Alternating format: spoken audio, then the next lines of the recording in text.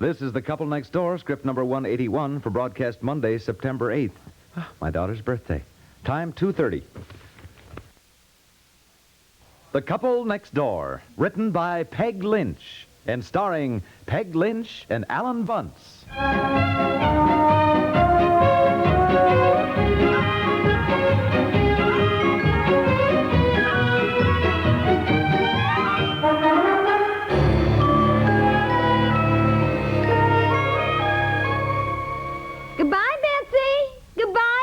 I'm glad Betsy's back in school. We can get so much more packing done without her underfoot all the time.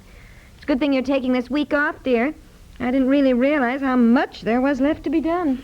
Look, one of the reasons I took this week off was so we could drive over to Dodge Center and see Mother and get this darn birth certificate business settled. Honey, we just can't. Now, we have to be out of the house a week from tomorrow. It would take us just an hour to drive over there. We could stay for lunch and drive right back. No. Now, give me a chance to pin Mother down and find out. Dear. Look, if it were your birth certificate and you just found out that you were only given 2 initials and a middle name you never heard of before, my golly, you'd be upset, too. I know, and I understand. Oh, why does everything always happen at once? Here we are so busy trying to get packed up and moved out, and now this.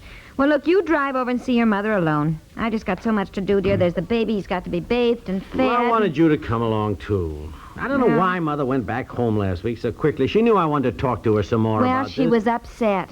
Now, I'll start taking these lamps apart, and the shades will have to be packed separately. And you bring up some boxes, please. Oh, I love the way Mother's so upset. She doesn't seem to think of me at all. You don't seem to realize, I dear, realized that legally I was given 2 initials. Yeah. A and Z, in the middle of the name Percy.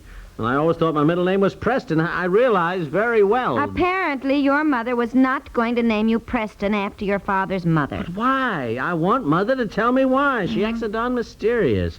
Why shouldn't I speak to Dad about this?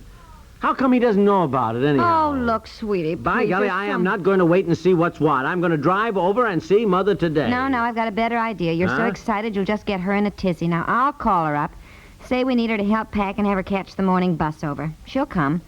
And then I suggest that you bring up the subject casually. Casually, she says, when I can hardly think of anything else. Well, believe me, it's the only way to get any secrets out of your mother. Casually. Now, I'll call her up and say we need help packing. No.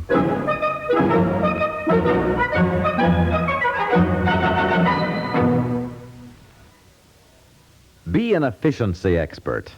Keep your radio tuned to CBS Radio at all times. Because it is a network, CBS Radio can report on important news developments from every corner of the world, even as the news is happening. Its network facilities keep you in touch with men in the spotlight in science, politics, and the arts. As a network, CBS Radio can shuttle back and forth between Hollywood and Broadway, so you can spend time with the top entertainers on either coast. It invites you to dance to the music of bands playing in the smartest supper clubs in Las Vegas, Chicago, or anywhere else in the land. You're a spectator at the biggest sports events of the season, here at CBS Radio, too. All of this is possible because a network like CBS Radio is made up of many stations. Stations like the one you're tuned to now, which combine forces to provide you with information and entertainment in the most efficient, most effective way.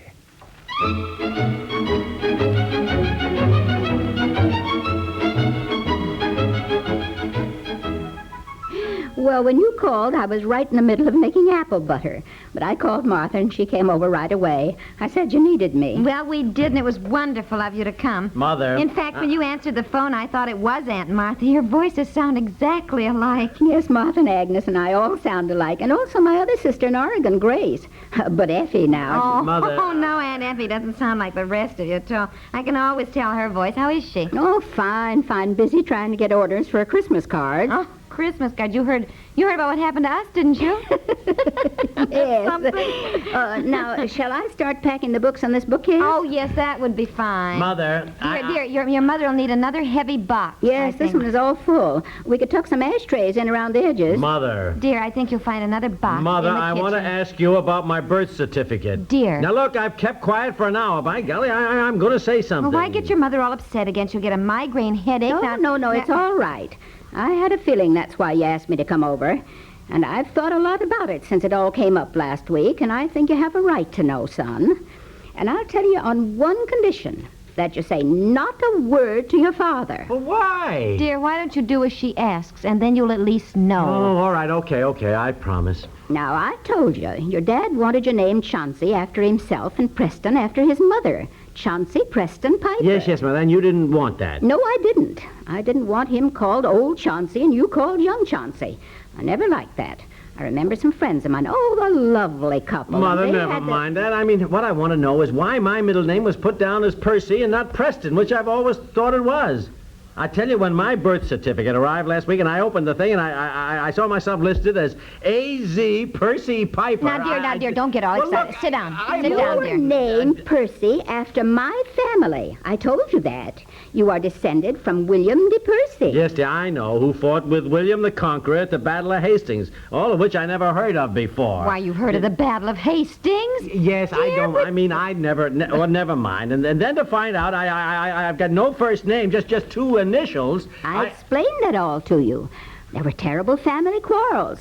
Nobody could agree. Somebody suggested, your Aunt Effie, I think it was, that we just give you initials so you could choose your own name when you got older. Then nobody could agree on what initials. So finally Effie said, put down A and Z. He can pick anything from A to Z.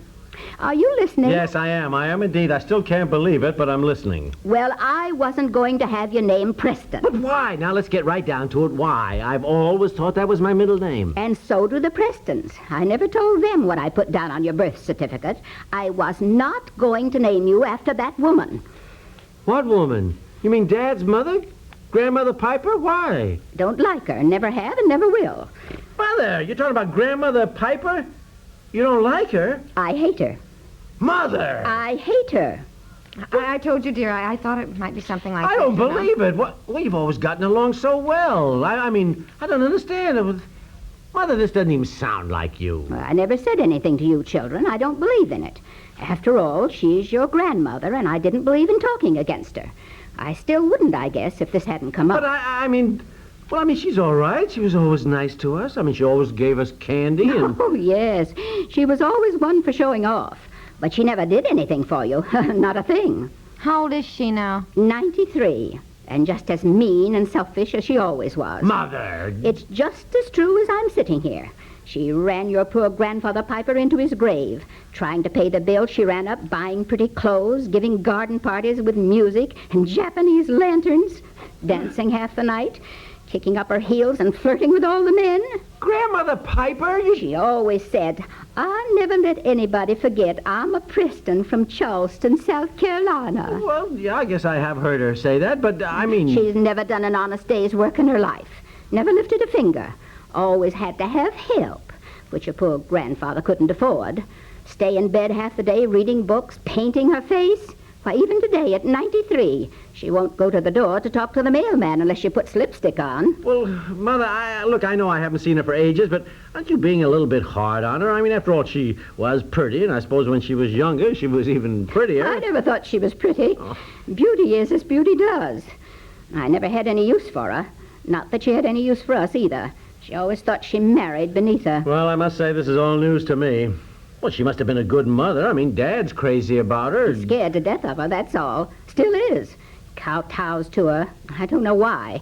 She's never had a bit of interest in her children or her grandchildren. And she won't even admit she's got great-grandchildren. She still carries on as though she were Scarlett O'Hara. Now, look, Mother, well, you undoubtedly are prejudiced for some reason. I am. I am indeed. And I'll tell you the reason. I never told anybody this before, not even my own family. But your grandmother Piper is a wicked, selfish woman. I took your sister Dorothy over to visit her in the dead of winter. Dorothy had asthma as a baby, and I had to burn herself a candle. That's what they did in those days. And poor little Dorothy was almost choking to death from the asthma. Well, your grandmother Piper didn't care one bit about the baby. She asked me to put the candle out. Said the fumes might asphyxiate her canary. Oh, no. Oh, yes, she did. Cared more about that bird, that yellow canary, than she did for her granddaughter. Oh. Well, I packed Dorothy right up and we walked right home, in a blizzard, too. And that's why I wasn't going to have you name Preston after that woman. Well, I must say I don't blame you. course, I'm surprised. I met her only once or twice, but not knowing this, I thought she was just very charming. She's a great one for that. She can put on the charm. Well, I must admit, I've certainly got an entirely different picture of the situation. I never had any idea. Of course, we never saw her very much. No, she never wanted you around. Made her feel old. Look, does Dad know you feel this way about her? No, I never talked about her. After all, she's his mother. But I've got eyes and ears, and I knew what was going on. Well, I don't know how you kept from saying something. I'm sure most women would have. I'm sure I would. Well, I guess Dad would be upset if he knew you didn't put Preston for my middle name on the birth certificate. So, knowing all this, all right, I'll do as you say, Mom, and not tell him, but... Well, maybe I'm wrong. Maybe we should tell him. Oh, but his mother and all the Preston relatives would be terribly upset. Yes, I know. Mother, what? That's like revenge. As you said, why stir up trouble again between the two families? That'd be spiteful. Mom, that's not like you. That may be. But after all these years, I think I'll speak my mind.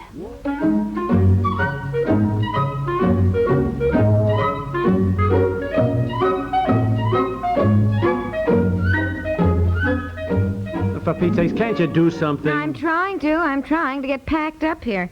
Top of everything else. I don't know what to wrap these pictures in. I don't want the glass broken. The moving men aren't too careful, with can't you everything. do something with Mother? She's on the phone now, calling Dad and asking him to drive over here. I think it serves your grandmother right if she does find out you weren't named after her. Anybody who'd turn a sick baby out into a blizzard deserves some comeuppance. Hand me that other picture, will you? I am shocked. I really am. My grandmother is a poor old lady. I'm sure she would hate to hear you calling her that. Look, dear. I can understand perhaps why Mother has never liked her. But for both of you to be so cold-blooded about that, it's... Well, I just never realized that women could be so vindictive. No, I called your father. He can't get away today, but he'll drive over Wednesday. I didn't say what for. I just said it was important. Mother... It seems to me we're doing all the work around here. Now get busy and help. I'll get that other box in the kitchen. All right, fine.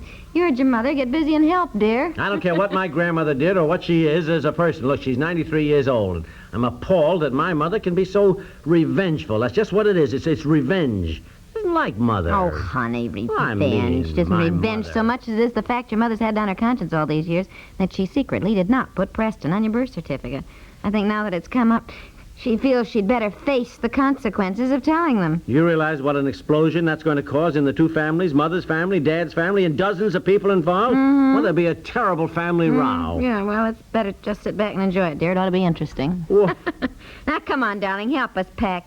We have got to have things ready for the movers 1 week from today. Okay. You know, I remember I had my fortune told once, and she said I was going to have a fascinating life, that I was one of these people that interesting things were going to happen to. Well, I believe it. Yeah, and if we started. don't get busy and get moved out, it's going to be very interesting to have the Clayton family move in right on top of us. Now, come on, darling. Okay, Now, pack the andirons and put Canary. them in that box with me.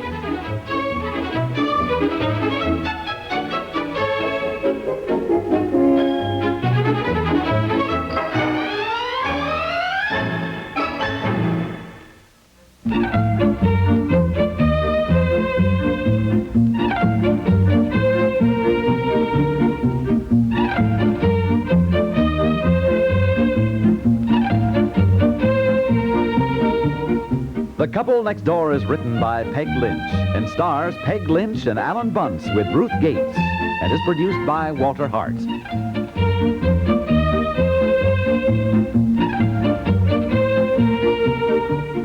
This is Stuart Metz, inviting you to listen again tomorrow for The Couple Next Door.